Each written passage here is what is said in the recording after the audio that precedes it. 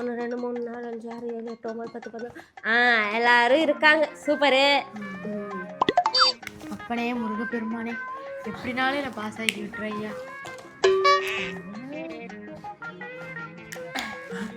ஏமா பப்ளிக் எக்ஸாம்மா? ஆமா. நீ என்ன டிராயிங் எக்ஸாம் வந்த மாதிரி வந்துங்கற?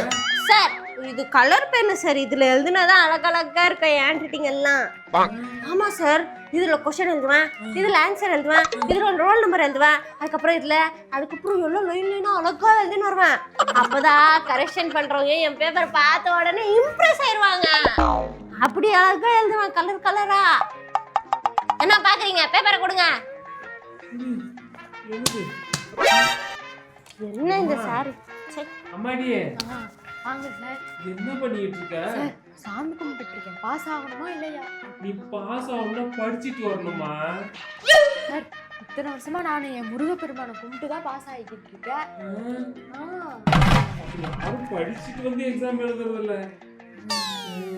போடி